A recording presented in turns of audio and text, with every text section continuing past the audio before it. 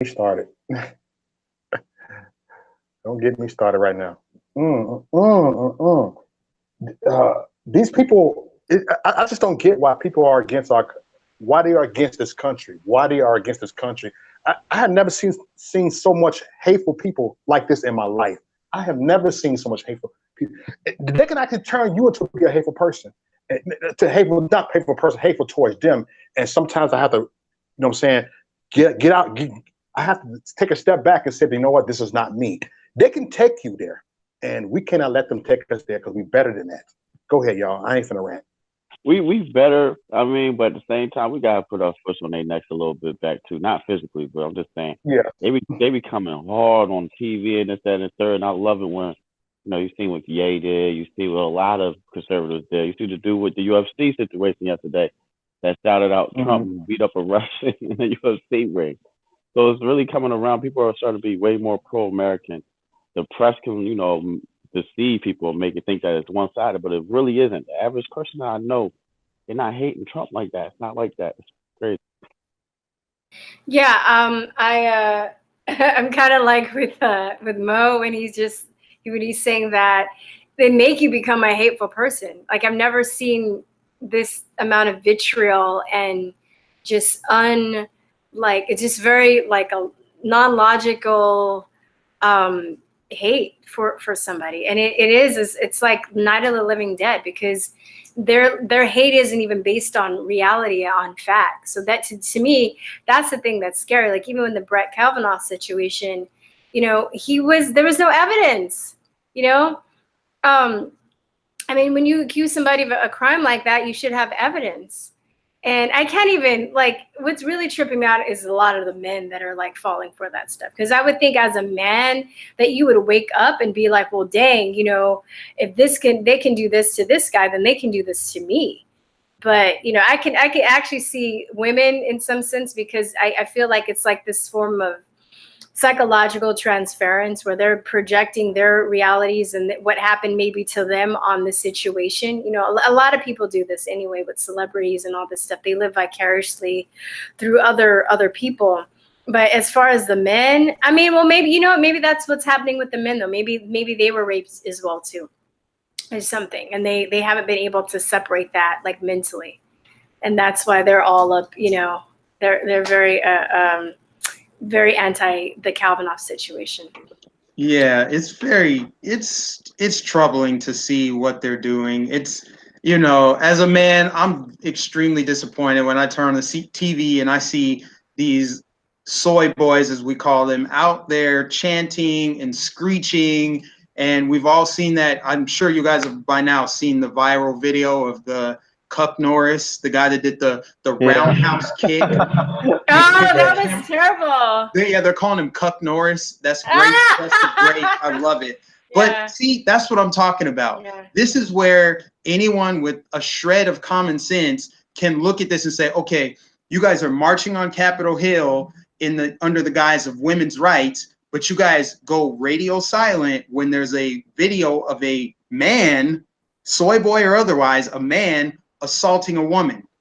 And at the end of the day, it's all due to political disagreement. She wasn't really harassing him from what I saw from the video clip. She was just saying like, yeah, I believe that a fetus is a baby. It's a baby. It's a human being. It has natural rights. Even though it's still in the womb, it has natural rights. She was just saying her political difference.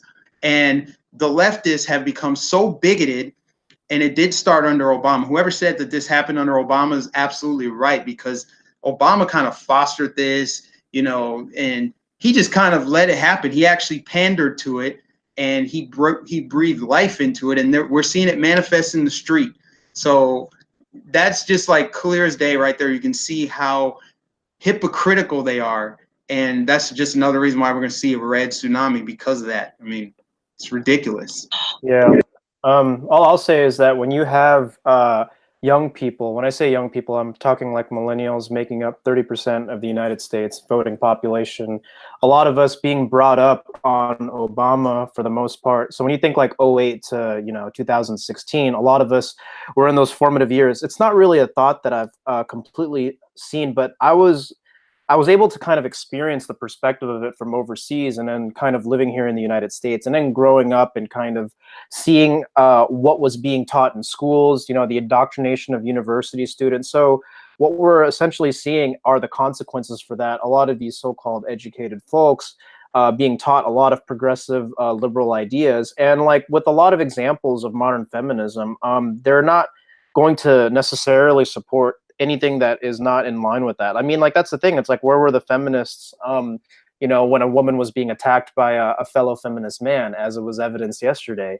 And I think that the victim mentality is especially it's very, very helpful for millennials, because I think there's just a lack of healthy masculinity in our country these days. It's also something that I've talked about a little bit. There's just a lack of it being okay to be a man. So as a result, it's like you're in this weird, Verstine, you gotta unmute your mic, but because I see you nodding. But like, it's like you're in this weird mix where it's like men aren't even afraid to be men. You know, men are not even being poised to succeed. And on top of that, when you throw in socialism, which is basically like, hey, we're gonna give you equal pay for everybody, you don't have to work. It's like the millennial generation hasn't even worked enough years to really see why that is screwed up. You know, I haven't either. You know what I mean? It's like most millennials have not even worked 10 years, barely. So it's like you're sitting here wanting socialism. You're sitting here wanting equal pay, not really seeing the real repercussions as to like how you can like build yourself up. I can see why that would cater to a lot of young people. Universal healthcare, and like, you know, everybody gets paid equally, or make rich people poorer as opposed to making poor people more affluent. So that's, I think, where we're at. And I think it has to do with not just the voting age group, but also because of the university system that's indoctrinated like millions of millennials. And let's not forget student loans too. One of the biggest pushing factors of the left, but it keeps you enslaved for years. You know, like they preach all this consolidation stuff. Of course, they're going to vote Democratic Socialist. They're going to vote left because it hits you personally and it makes you feel helpless. Like you can't get out of that. You can't leave that because you're a minority or a young person or whatever. So that's my take on it. And I think that's why people are really, really bent out of shape. And it's more than just a race issue now. It's just if it's just not in line with what I believe, I'm opposed to it. You know, I mean, now they're, I don't know, hating on Susan Collins over what she said about Kavanaugh.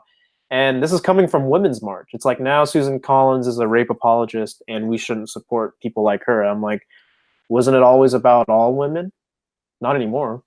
It's about a certain type of people. So, hey Zach, yeah. Zach, I wanted to ask you, because I was talking to my friend in Taiwan yesterday, and or a couple of days ago, and I was telling her how crazy it's gotten here. And you know, living overseas, I realized that most countries, especially like if they're not a first world country or Western country, they don't really do any investigative research. They just basically take the talking points from American news and just translate them into whatever language is spoken in that country.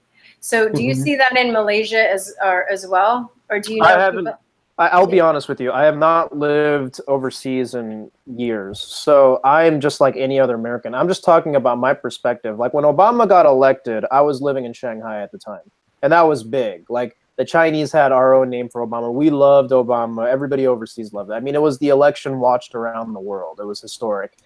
So there's like nothing to, there's really, that was the perspective. But you have to keep in mind, like my perspective is not going to be representative of a lot of people, because I was 13 at the time Obama was elected, you know. So it's just like when we look at that, I'm speaking from my experience as being a young person and why the left is made up of all these brainwashed individuals. And it's for all those things that I mentioned. It's education. It's a lack of manhood in our society right now. It's what you're taught in schools. It's media. I mean, we're a generation brought up on technology. And when you have the biggest corporations controlling speech, I don't blame a lot of people for going along with it.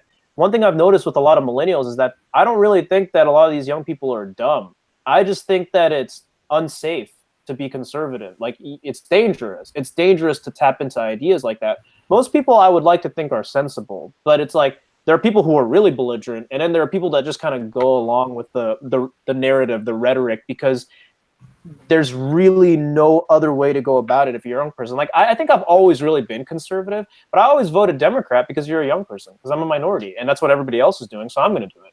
So that sort of corrosion of conformity is why people are what they are. And that's why a lot of people are also waking up, which is why I haven't lost hope in young people. You know, I really think that after this Kavanaugh thing, like, you're going to see like 5 to 10 million young millennials, so-called registered Democrats, walk away. And that's kind of already happened. There's data to support that. So, yeah, my best friend's son is homeschooled, and she was telling me that he has a fear of social justice warriors. He's like, oh man, they like freak me out. Brutal. I'm out here because of the Me Too stuff.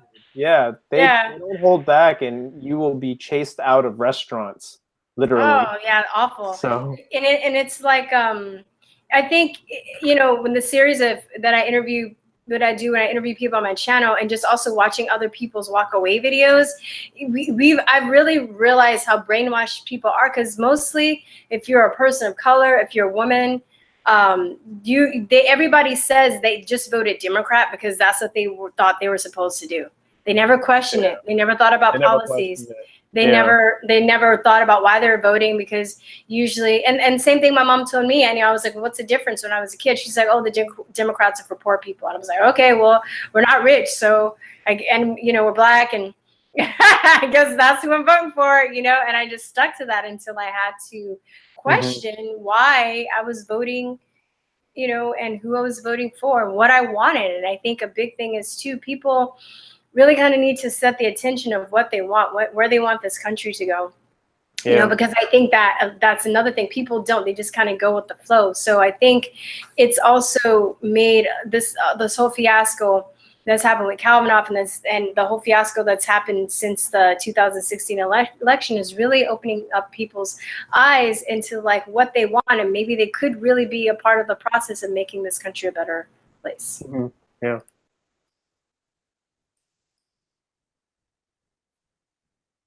So I'm going to go into the next one.